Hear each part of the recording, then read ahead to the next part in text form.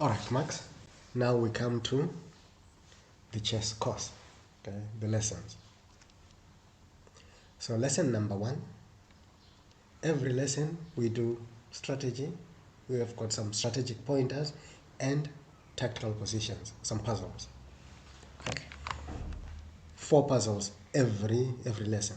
So the first puzzle I'll demonstrate and the other 3 you will solve. Okay. We've got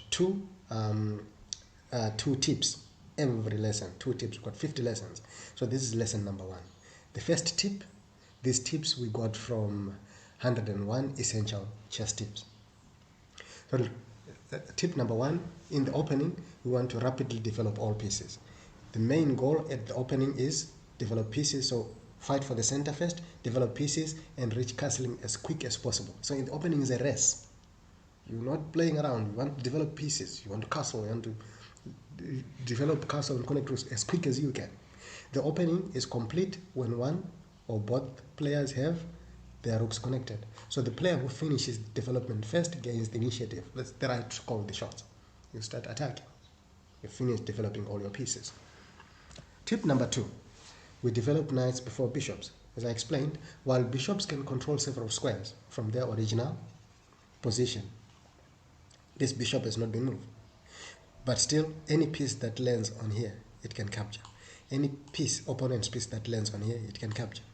Knights cannot do that when they are on their home squares. Knights are slow, so they have to be developed in order for them to influence play. In the opening, we're fighting for central control, so we place the knights on central squares. We develop the knights towards the center, so they can influence play. They can help in the fight for squares. Bishops can do that from home. Alright, now let's go to puzzles. So this one is number 1. I'll demonstrate on this one. I'll show what we are doing, and then you will solve number 2, number 3, and number 4. Okay. All right, Max. Let's solve some tactical puzzles. Okay.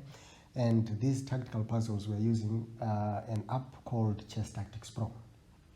Okay. So as with checks, with tactics, we look at checks, captures, and threats.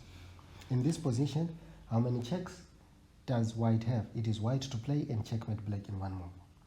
So first you consider the checks. With the rook, no checks. Bishop, no checks. So the queen, how many checks can checks can the queen give? 3. 3 checks. 1 on e8. Okay, so one is on e8, the other is on e7, and the other on g6. So the first is to identify how many checks you have. Because it's checks, captures, and threats. Ideally, you want a move that puts the king in check, that takes something and puts the king in check. So it's captures and check. Because every check is an attacking move. So if you take the pawn, if the queen takes the pawn and puts the king in check, what happens? Now you calculate to see what happens if you play that move. The pawn will take your queen, and this is not good. So if the queen goes to e8, it goes to d8 and gives and puts the king in check. The king can simply eat. Or the king can take the queen, or the rook can take the queen.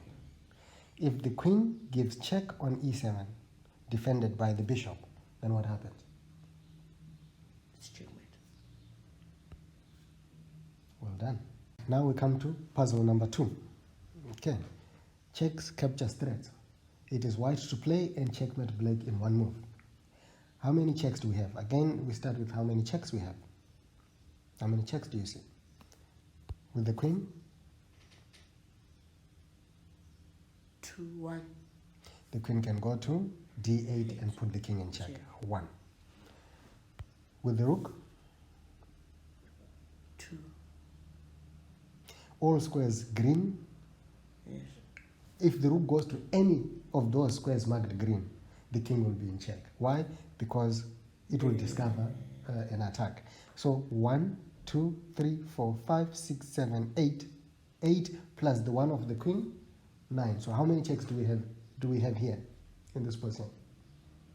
For all the of rook, them. 9. So how many checks do we have? We've got 9. Then you have to calculate to see what happens if you play those. Okay, so ideally you want a check and a capture. Okay, so rook takes pawn and double check. What happens if the rook takes this pawn on g7? The king can eat. The king will take. Okay, now if one check is strong, it means 2 checks are stronger. We've got a move that can help us make 2 checks. Okay, we put the king in a double check situation. The rook will be attacking the king, put the king in check, the queen at the same time put the king in check. Because if the rook simply moves, for example, the rook moves to f4, the queen will be lost. The queen will take the queen and the king is no longer in check. Yeah. So what do we do? It's your turn to move. How many? We've got 9 checks. We want to find the best check that puts the king in check. We said 2 checks are better than 1. Do you see a way of putting the king in checks by both pieces at the same time? How? Move the pieces, let's see. Okay, so the bishop defends the rook, the queen gives check, the rook gives check. The king cannot escape. Well done. Alright, now we come to puzzle number 3. Again, it's checkmate in 1. Now it's black to play and checkmate white in 1 move. How many checks do you see in this position? With the queen?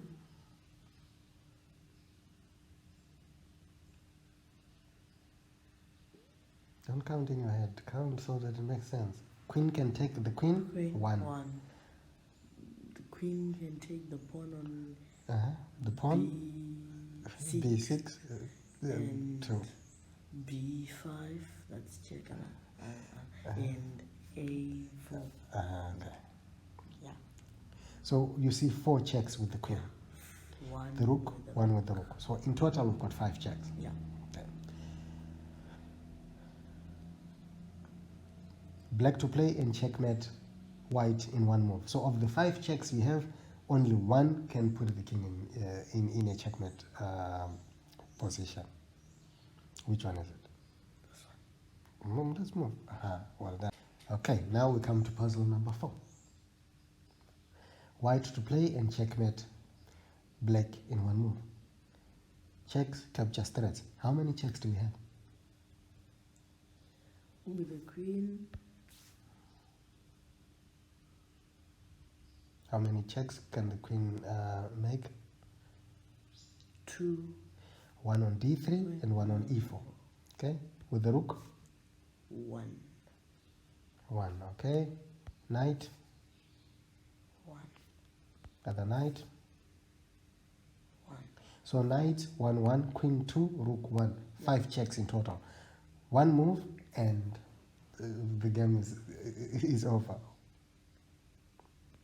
Okay, well done.